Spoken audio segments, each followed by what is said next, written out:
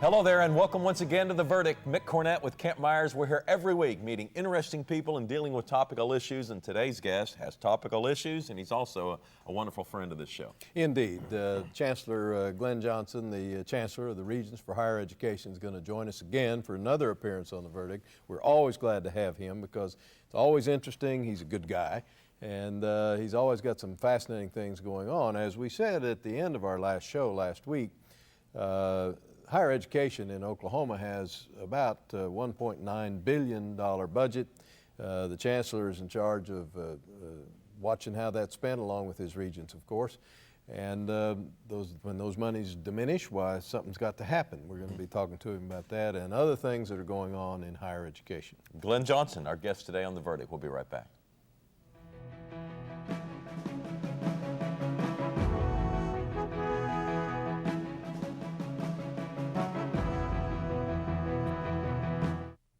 America has been here before, faced with daunting challenges, and we've always found the courage to lead. Foreign oil, greenhouse gases, we have the power to do something about them with American natural gas.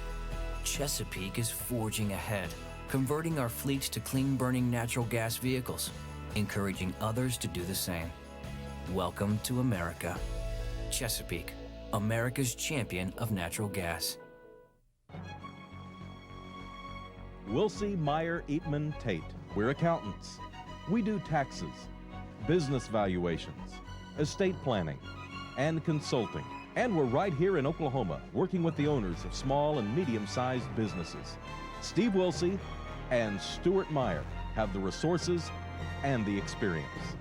Wilsey, Meyer, Eatman, Tate in Oklahoma City and Tulsa.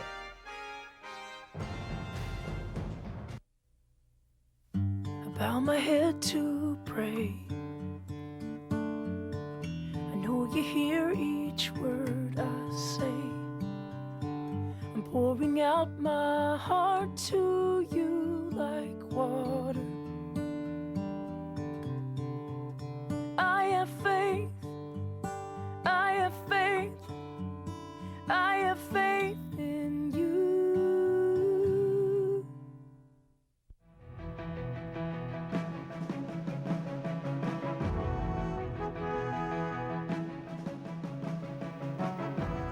Welcome back to the set of The Verdict. Mick Cornett with Kent Myers, and Kent's going to introduce today's guest.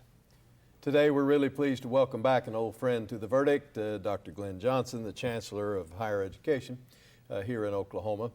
I'm going to alter his introduction a little bit from what you normally hear me say about our guests. All our guests are wonderful and we love them, but there are some guests we have on that when they touch something, they rise to the highest level in it. And they have a talent for doing that, and Glen Johnson is one of those persons, as illustrated by the following. He did his undergraduate work at the University of Oklahoma, where he was Phi Beta Kappa and one of the outstanding seniors. He did his law work, where he was an honor graduate from the University of Oklahoma Law School. He was elected to the House of Representatives and ended up as Speaker of the House of Representatives. He was elected a college president, or selected as a college president in Durant, and has ended up as Chancellor of all higher education in Oklahoma. I could go on, but that tells you about what kind of person we have on the show today, and we're sure glad to have you back. Well, great to be back, Kent. Really good to be with both of you. I don't know where to start. Your plate is so full. It is. Where do you want to start this show? What's top of your mind?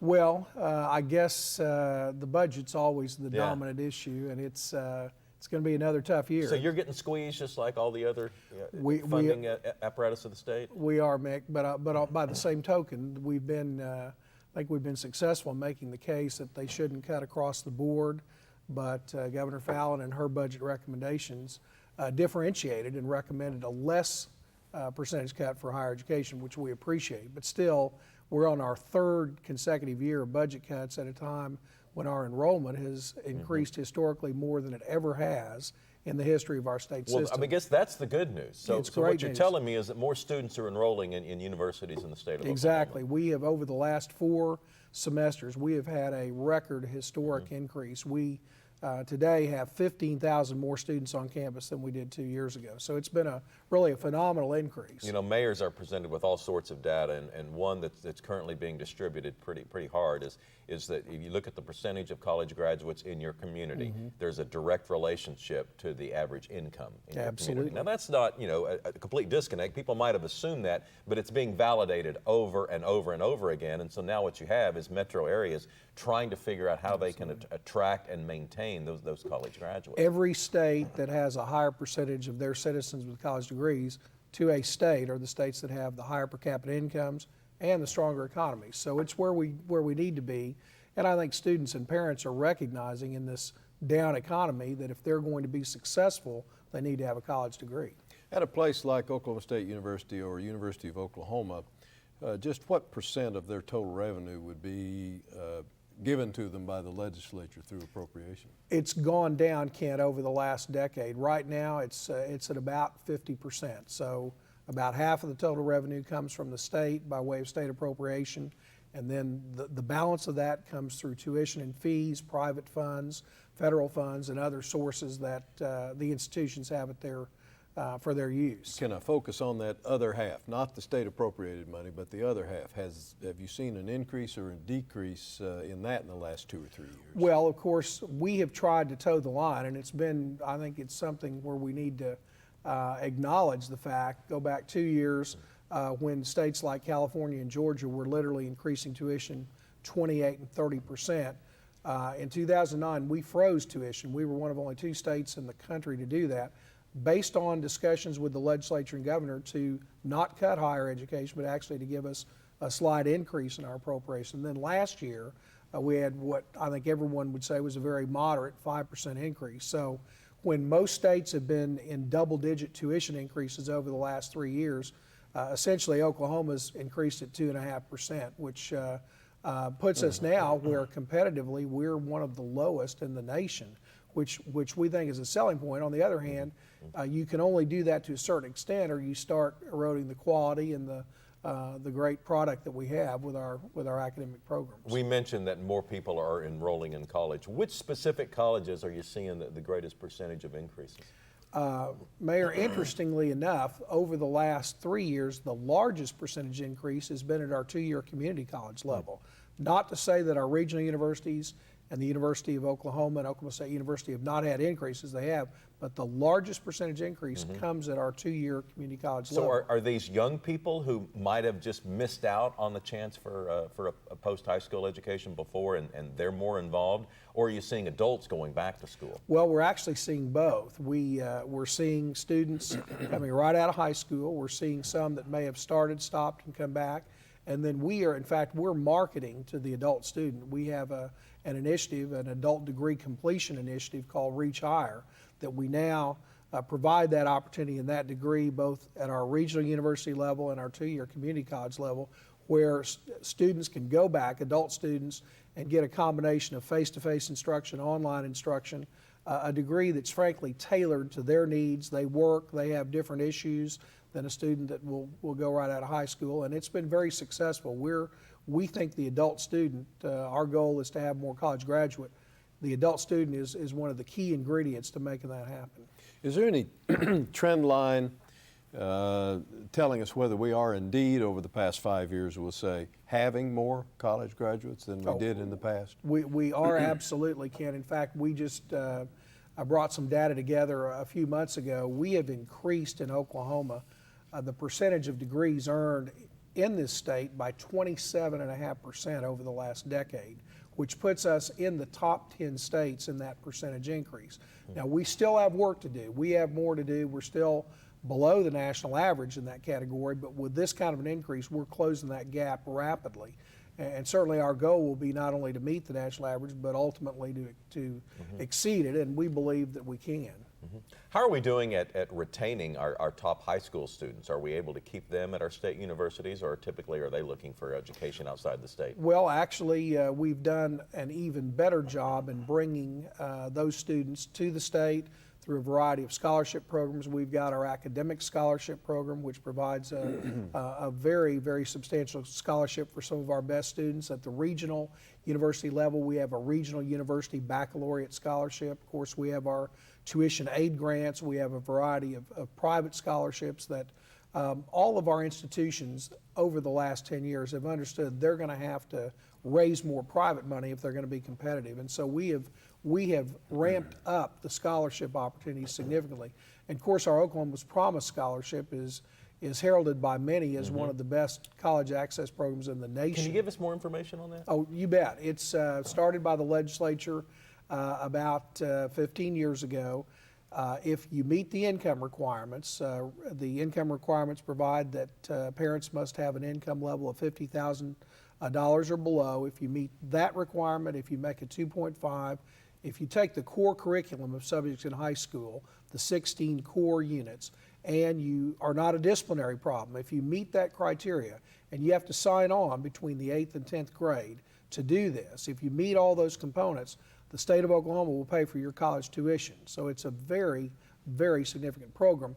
And Mayor, over the last decade, the participation has grown from about 1,000 students to now, this year, we have exceeded 20,000 students participating. So it can be, it's moving the needle, but it can be transformational in terms of our goals to have more college degree Now, holders. are these loans or are these scholarships? It's a tuition scholarship. So it's and what the legislature has done, we went to them my first year in this role as chancellor and asked them, realizing that the budget fluctuates, and we felt this was important enough, we asked that it be given a permanent revenue source, and they did that.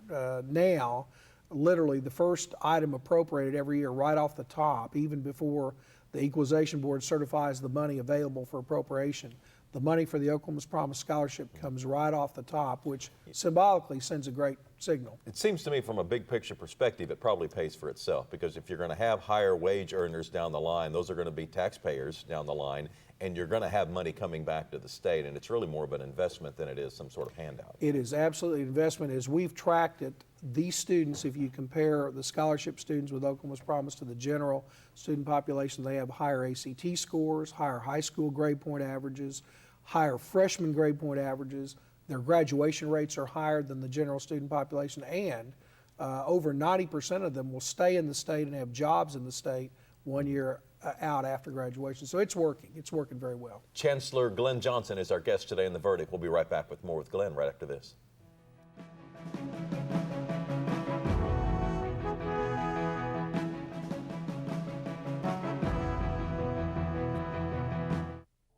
The thing that has made the most sense for me is realizing that I am still an educator, and that is what I do at the Chickasaw Nation. I'm Dr. Amanda Cobb-Greetham. I'm a historian, and I'm Chickasaw. The Chickasaw Cultural Center is amazing. It is a very, very special place devoted to the sharing and to the celebration of Chickasaw history and culture. State-of-the-art technology, exhibits that are not like anything I've ever seen. The Spirit Forest is incredible, and you feel as if you have actually just walked into a forest with huge trees all around you. It's timeless, and yet it's sort of also representative of our time depth, to really just sort of reach through time and touch the past. By the end of the exhibits, you really have a sense of Chickasaw cultural and political resurgence and the extent to which we are a healthy, dynamic, and vital tribe today. Chickasaws have always been an inclusive people. This is something for the whole community and for the state of Oklahoma. In 25 years, world energy demand will grow by 44%, with oil and natural gas largely meeting the need. The question is, will America's demand be met by American resources? Oklahoma says yes. We're developing the largest oil and natural gas discoveries America has seen in 40 years. It's creating jobs and millions in tax revenue for schools, roads, and hospitals. Oklahoma's oil and natural gas industry, advancing our state, empowering our nation. When you have something important to communicate, it becomes clear that there's a lot of competition for your audience's attention. So how can your message stand out and actually resonate with your audience? Legal Graphics has the answers. The team at Legal Graphics will work with you to plan, design, and even test your presentation to ensure your message will be heard and remembered. Call Legal Graphics today to schedule an appointment. The readiness is all.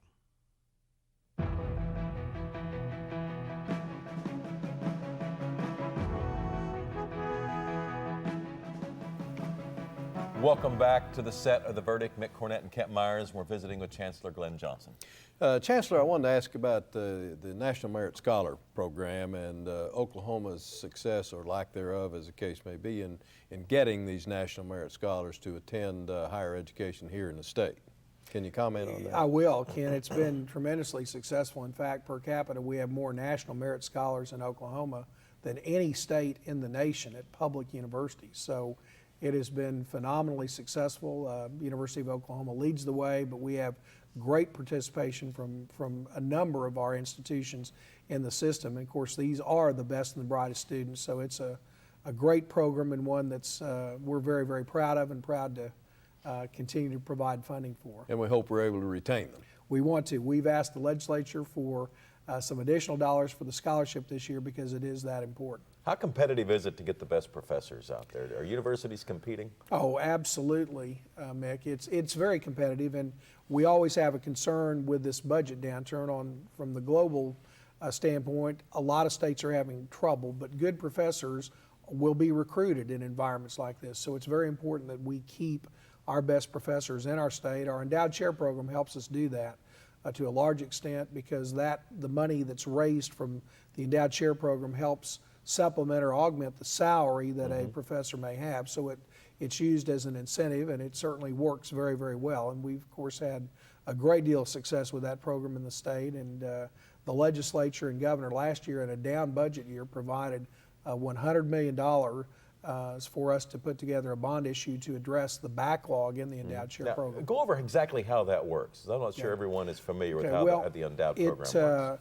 If an individual or a company who has strong feelings about their institution, their college or their university, they can provide funds.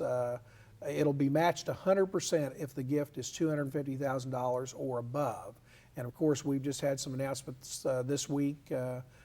Harold Hamm announced a major gift, the University of Oklahoma, Oklahoma State University, Malone Mitchell, and some other gifts like that, that of course well exceed that $250,000. They are in the millions, but those gifts will be matched. Boone Pickens at OSU, when the program, when we asked to address the backlog 2 years ago, made a $100 million gift. Those are hard to match. Those are yeah, that's right. When the private sector's making it tough on the government to match, that's when you know you're in an interesting situation. Our backlog doubled in 1 week, so that's how significant. Can they get it back if you don't match it?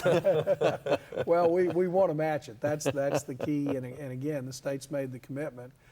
If we will have the private donations, they will match those dollar for dollar. So it's a great program, and of course the winners are the students who have these great professors that we can recruit and bring to our campuses, and also not just professors, but lecturers and other initiatives of that sort that let us enhance their educational opportunities. So it's a great program. It works, and we have a backlog this year, and we're talking to the governor and our legislative leaders right now as we speak to see if there's a way to come up with some funding, either through a bond issue or other sources, to address the backlog this year. I know you have ongoing relationship with the legislature because of your past experience and where you are today. I noticed an article recently about a bill that's in the legislature in some place dealing with weapons on campus. Can you talk to us about that? There's been legislation introduced, Kent, over the last 3 sessions that basically provide for the carrying of concealed weapons on our college campuses. We have been successful, the higher education community, the last 3 years in stopping the legislation either in the House or Senate, but there was another renewed effort this year. Our position, we put together a coalition right after the Virginia Tech shooting in 2007. I was appointed by Governor Henry to head a task force on campus safety. And we've got a coalition of parents, students, faculty, law enforcement officers, veterans that have come together and very strongly believe that there's no scenario where guns on a college campus will do anything other than promote a more dangerous situation for students, faculty, staff, and visitors on the campus. So we strongly oppose those efforts. We probably best said by our law enforcement officials who tell us repeatedly that if they come into an emergency situation on a campus, the last thing they need to do is have to sort out if there are multiple people with guns who the perpetrator is and who the people are there that are trying to help. And they believe it would be, law enforcement believes it would be very detrimental to what their efforts need to be. So we strongly oppose it. At this point, there's still a bill or two out there that could possibly be used as a vehicle for concealed weapons on campus. So we're being very vigilant. We just believe it's not good public policy. Our chief responsibility to parents and students is to provide a safe environment when they're on our campuses. We don't believe we can do that if there are opportunities for concealed weapons to be brought onto the campus. Are there other pieces of legislation that you're following or that you're hoping will become law or perhaps hope won't become law?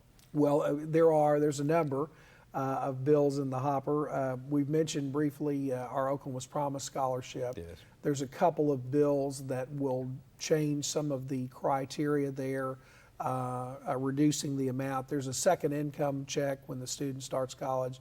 There's a bill that reduces that amount, and we have concerns that anything at this point that restricts the opportunity for access for students that can't achieve in college, we need to be producing more college graduates. So our litmus test is if we believe that it's going to restrict access, then we usually have concerns about legislation that does that. There's other legislation just from in a variety of areas, some that deal with issues from the endowed share bill that we have a strong interest in. As I mentioned, there's an opportunity, we think, to put together some legislation before the session ends to address the backlog. We still, even with what was done last year, we still have a $267 million backlog in the endowed share program. We hope there's a way. We've submitted a request to address it over 5 years. $75 million for the first 2 years, $50 million for year 3 and 4, and then $17 million at the end. That way it wouldn't be too much of a hit all at once, but we could spread it out. So we're working that legislation as well and having good conversations with Governor Fallin and legislative leadership. So we've got a lot of issues on the plate, and that's what makes it a legislative session. We talk about, it's kind of an interesting legislature in that you have the Republican Party in control of both houses and in the Senate and the House, and also in the governor's office. How is that going to affect higher ed in general? Well, I think I don't see higher ed as a partisan issue from that standpoint. We've always enjoyed very good bipartisan support. Governor Fallin, we served together when I was Speaker. She was in the legislature. She was a good supporter of higher education from that time and has been since then. Our legislative leadership, both Senator Bingman and Speaker Steele, have been there. They meet with us all the time. I believe, again, we just have to be realistic about the budget and the numbers, but I think it was a great signal when the governor in her budget request could have just imposed across the board budget cuts. She instead identified a few core areas that were going to receive a lesser percentage reduction. Higher education was one of those, which we appreciate. But I think it also, we had visited with her and we made the case, particularly with enrollment and frankly the role we play in turning the economy around, that if there's a way to shield us from the larger cuts, we think we can make the case that that's a good public policy to follow. Gosh, we've run out of time. We're going to have you back on, Glenn. I'll be glad to be back on. There's a lot to talk about. You're always welcome. Chancellor Glen Johnson, today's guest on The Verdict. Kent and I'll have a final word when we return.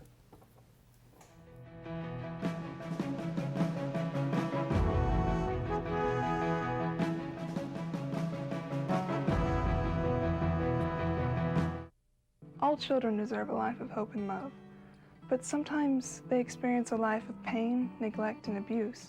When that happens, each child deserves all the quality assistance and representation that can be offered in our legal system. For more information, call 23-CHILD. Oklahoma Lawyers for Children, helping to bring hope and love back to the lives of abused children. The good life comes naturally to Tulsa, where nature's beauty is matched with an eye for aesthetics. A legacy of neighborhoods graced with lawns and landscaping and handsome homes. A place that seems to have patented an ideal lifestyle. Bank First is loyal to the quality of life Tulsa assures its citizens, to the priority placed on education, culture, and growth. Loyal to builders who transform raw land into residential charm. Developers who see opportunity and add vitality to Tulsa's economy. Bank First serves both enterprise and private lives that need a loyal partner. It's how we help nurture this city's very good life. Bank First. Loyal to Oklahoma. Loyal to you. In Oklahoma, we enjoy a high quality of life due to good, well-paying jobs. Commercial real estate professionals play a significant role in bringing new businesses and investment to Oklahoma. The commercial real estate community has come together to market Oklahoma's commercial properties nationwide through a free public website, okcommercialproperty.com. We are invested in keeping Oklahoma strong and growing because economic development ensures quality of life. The Journal-Record is pleased to be a sponsor of The Verdict. The Journal-Record, since 1903, the best source of Oklahoma business news and legal information. And for almost 30 years, Oklahoma political, government, and business leaders have turned to the McCarville Report for accurate, reliable, inside information. Visit the McCarville Report online.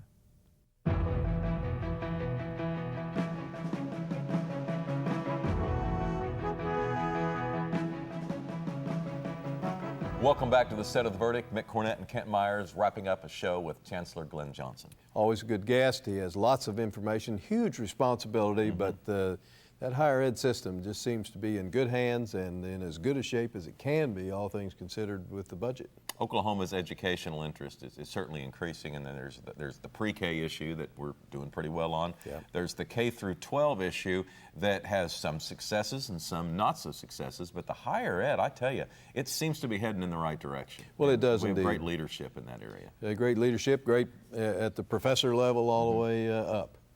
We're fortunate to have a person like Glen Johnson willing to serve in that capacity. A couple of websites I want to draw your attention to. First of all, you can get more information about Chancellor Johnson, okhighered.org. That's okhighered.org. And we also have a website for this show. It's called theverdict.tv. You can head to that website and tell us about a guest or a subject matter you'd like to see discussed right here on this show. For Kent Myers, I'm Mick Cornett. We'll see you next week on The Verdict.